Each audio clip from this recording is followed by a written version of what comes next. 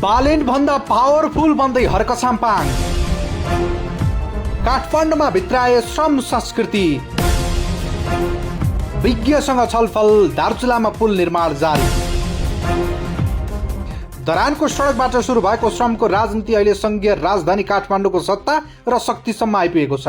पशुपति क्षेत्रमा हातमा कुचो बोकेर सरसफाइमा उत्रिएका हर्क साम्पाङ अब केवल एक नगर प्रमुख हुँदै सांसद मात्र बनेनन्, उनी त राष्ट्रिय राजनीतिको एउटा यस्तो केन्द्र बनेका छन् जसको संसदको गणित र विकासको परिभाषा दुवै बदल्ने सामर्थ्य राख्छन्। शनिबार पशुपतिनाथ मन्दिर सरसफाइमा श्रम संस्कृति पार्टीका अध्यक्ष हर्क साम्पाङ नेतृत्वको श्रमदान कार्यक्रम सम्पन्न भयो। यो केवल सरसफाइ मात्र थिएन। कार्यक्रमलाई सम्बोधन गर्दै साम्पाङले क्रान्तिकारी विकासको नयाँ भाष्य अघि सारे। विकास हुनका लागि मन, तन र वातावरण गरी तिनी तहको सरसफाइ आवश्यक छ। ठेकेदारले काम गर्ने नाफामुखी विकासले देशप्रतिको माया र नागरिक चेतना जगाउन सक्दैन भन्ने हर्क साम्पाङको तर्क छ। साम्पाङको शक्ति अहिले सडकमा मात्र होइन, सदनमा पनि निर्णायक देखिन्छ। राष्ट्रिय स्वतन्त्र पार्टी र प्रधानमन्त्री बालेन शाहको बढ्दो सामिप्यताले उनलाई थप शक्तिशाली बनाएको छ। भर्खरै सम्पन्न समीकरण अनुसार साम्पाङ नेतृत्वको श्रम संस्कृति पार्टीकी सांसद रुबी कुमारी ठाकुर उपसभामुख बनिसकेकी छिन्। राष्ट्रपार्टीसँगको यो सहकार्यले संसदमा झण्डै 2/3 समर्थन जुटायो, जसले साम्पाङलाई सत्ताको राजनीतिमा पनि बलियो प्लेयरका रूपमा उभ्याएको छ। यद्यपि साम्पाङका हरेक कदम विवाद रहित भने छैनन्। दार्चुलामा तुन विस्थापित गर्ने भन्दै चन्दा आह्वान गरेर पुल शिलान्यास गर्दा उनले कडा आलोचना खेप्नु पर्यो। विज्ञहरूले यसलाई स्टन्ट भन्ने पनि वास्तविकता अलि फरक देखियो। महाकाली नदीमा नभई ब्यास गाउँपालिकाको घट्टे खोलामा उनले पुलको शिलान्यास गरे। स्थानीय सरकारको अनुमतिमा करिब 1 करोडको लागतमा निर्माण हुन लागेको यो पुलले साम्पाङको बोलेर होइन गरेर देखाउने कार्यशैलीलाई पुष्टि गर्ने गरेको छ।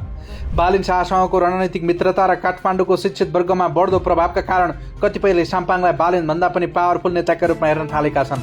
आलोचना र प्रशंसाको घेराबीच श्रम संस्कृतिको यो अभियानले आगामी दिनमा नेपाली राजनीति र विकासको मोडललाई कता लैजाने हो त्यो भने हेर्न बाँकी छ। श्रमदान चाहिँ किन गर्नुपर्ने रहेछ त? यो मेरो अनुभवको कुरा म तपाईँहरूलाई सुनाउँछु। म देशमा भएका व्यक्तिहरू प्रति अत्यन्तै धेरै असन्तुष्टि व्यक्त गर्ने एक्लो व्यक्ति थिएँ कुनै समयमा।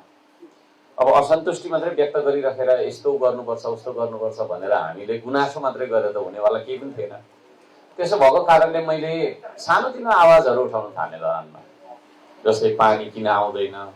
यहाँ 2-4वटा तपाईँको चाहिँ फोटोहरू मेरो मोबाइलमा छ, चाहिन्छ भने तपाईँहरूलाई दिन्छु। म आउनुभन्दा पहिला कस्तो थियो स्थिति भन्ने बारे म आफै पनि तपाईँको चाहिँ नि ग्यालन बोकेर तल तराराको माछतिर तपाईँको चाहिँ जङ्गलमा पानी थाप्न जान्थेँ। त्यो खालको स्थिति थियो र ती कुराहरू किन छन्, कसरी छन् भन्ने बारेमा चाहिँ मेरो तपाईँको भनौँ न खोज हुन थाल्यो, एकल खोज। त्यस पछाडि मैले अब आवाज मात्रै उठाएर हुँदैन, खबरदारी मात्रै गरेर पनि हुँदैन। आफै त्यो कुर्सीमा पुगेर, काम गर्ने ठाउँमा पुगेर आफैले काम गर्नुपर्छ भन्नेमा म पुगेँ। मेरो निर्णय त्यो खालको भयो। अब कति सङ्घर्ष गरियो त्यो त अब यहाँ भनेर साध्य छैन, रात पर्छ होइन, धेरै नभनौँ। मलाई 76 सालमा 422 भोट दिनुभयो धरानी जनताले।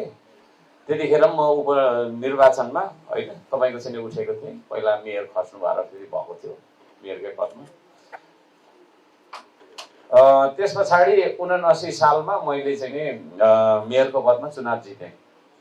20,800 यस्तै मैले चाहिँ के अरे मत लिएर जितेँ। जितिसकेपछि अब पानी खुवाउँछु भनेर मैले भनेको थिएँ। अब पानी कसरी खुवाउने त भन्नु त भन्यो, भन्नु त सजिलो छ, गरेर देखाउनु गाह्रो। कोषमा पैसा हेरेको छैन है। अनि अब यता धाउने कुराहरू पनि मैले धाएँ धाउन त, तर मलाई थाहा छ त्यो एकदम लामो प्रोसेस जान्छ भनेर मलाई थाहा थियो। त्यसो भएको कारणले गर्दाखेरि पानीकै लागि हामीले श्रमदान सुरु गरे हो। श्रमदान सुरु गरेर मैले 9वटा खोलाबाट पानी लिएर पाएँ धरानमा। अनि पहिलेको स्थिति जस्तो होइन स्थिति रहेन। त्यस पछाडि हामीले चाहिँ नि पानीको लागि मात्रै नभएर वृक्षरोपण होइन हुन त त्यो पनि जलाधार संरक्षणकै कुरा थियो देखि लिएर पार्क निर्माणसम्म होइन विभिन्न खालका चाहिँ तपाईँको चाहिँ कामहरू गऱ्यौँ। यहाँ हाम्रो पूर्ण सर हुनुहुन्छ, उहाँलाई एकचोटि उभिदिनको लागि मैले अनुरोध गर्न चाहन्छु। उहाँ चाहिँ ब्रिटिस आर्मीमा लामो समयसम्म काम गरेर क्याप्टनको तपाईँको पदमा चाहिँ रिटायर हुनुभएको, धन्यवाद। उहाँ अहिले हाम्रो समानुपातिको तर्फबाट माननीय पनि हुनुहुन्छ। उहाँले थुप्रै सहयोग गर्नुभएको छ। यो पानीको समस्या समाधान गर्नका लागि यसरी चाहिँ नि हामीले श्रमदान सुरु गऱ्यौँ र त्यो अब कतिलाई चाहिँ लाग्यो अब 1 महिना गर्छ होला, अब यसो 2-4 दिन गर्छ होला, 1 वर्ष गर्छ होला भन्ने लाग्यो। तर पहिला हामीले त्यो श्रमदानलाई सिद्धान्तको रूपमा विकसित गरेर हामीले एउटा पार्टी नै निर्माण गर्यौँ जसको थिम अत्यन्तै राम्रो छ भन्ने नै तपाईँको चाहिँ देखिएको छ। गत चुनावमा हामीले धेरै सिट ल्याउन सकेनौँ, तर धेरै ठाउँमा हामी दोस्रो तेस्रो भएका छौँ। ठुल्ठुला दलहरूलाई हामीले उछिनेर त्योसम्मको जनमत चाहिँ हामीले प्राप्त गरेका छौँ र सम्पूर्ण मतदाताहरूलाई म धन्यवाद दिन चाहन्छु त्यो अर्थमा। अब केही कुराहरू राख्न चाहन्छु। यो श्रम र श्रमदानमा के फरक छ भन्दाखेरि श्रम चाहिँ हामी पेटको लागि गर्छौँ होइन, श्रमदान चाहिँ देशको लागि गर्नुपर्छ। अब यहाँ अघि हाम्रो विज्ञ सरहरूले पनि भन्नुभयो, सबैलाई थाहा भएकै कुरा पनि हो, पहिला नि श्रमदान हुन्थ्यो हुन त, तर कहिले कहिले हुन्थ्यो, सिस्टमेटिकली हुँदैन थियो। दसैँमा एकचोटि होइन, गाउँको बाटोमा झाडु खेलेको, एउटा ढुङ्गा पन्छाएको बाहेक अरू श्रमदान हुँदैन थियो।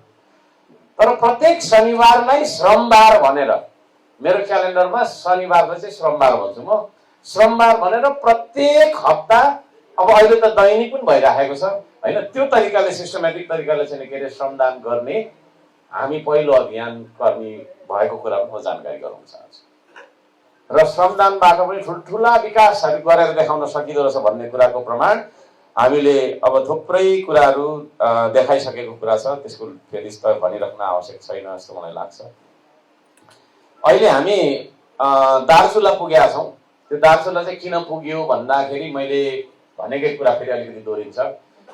पोखराको चुनावी प्रचार सभालाई सम्बोधन गरेर फर्किँदै गर्दाखेरि एउटा सानो होइन बालिका चाहिँ महाकाली नदीमा तुइनमा झुन्डेर जाँदै गरेको, ऊ डराएर नजानु खोजिरहेको, तर आमाले चाहिँ जा भइहाल्छ नानी सेबास भन्दै चाहिँ उसलाई तपाईँको खोला तराइराखेको देख्दाखेरि मैले आफूले आफैलाई थुकेँ र यो देशमा राजनीति गर्छु भन्ने सबैलाई थुकेँ मनमा है।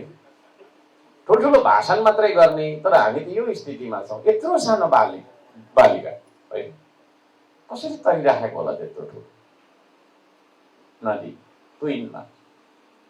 त्यस पछाडि मैले चाहिँ त्यहाँनिर गएर चाहिँ त्यो तुइन विस्थापित गरेर एउटा पुल बनाउँछु भनेर त्यतिखेर मैले घोषणा गरेँ। चुनाव जिते पनि नजिते पनि जेसुकै आओस् रिजल्ट, तर हामी बनाउँछौँ भनेर भन्यौँ। त्यस पछाडि अहिले हाम्रो दार्चुलामा पनि श्रमदान भइरहेको छ। सबैजनालाई म सम्झाउन चाहन्छु, त्यहाँ हिजो मात्रै 72 जनाको श्रमदाताको टोली, एउटा ठुलो टोली पुगेको छ। त्योभन्दा अगाडि पनि त्यहाँ 20-30 जनाले काम गरिराख्नु भएको छ। लगभग 100 जना श्रमदाता हाम्रो श्रम संस्कृतिका अभियन्ताहरू त्यहाँ गएर काम गर्दै हुनुहुन्छ। उहाँहरूलाई यो कार्यक्रम मार्फत, तपाईँहरूको क्यामेरा मार्फत हार्दिक माया, हार्दिक सम्मान र हार्दिक धन्यवाद ज्ञापन गर्न चाहन्छु। सदनमा काम हुने भएको कारणले, विविध कारणले गर्दाखेरि म यता अड्किरहेको छु, तर मेरो मन त्यही तपाईँहरूसँगै ढुङ्गा बोकिरहेको छ होइन। मलाई त्यही तपाईँले आँखा चिम गरेर महसुस गर्छु, म त्यही छु।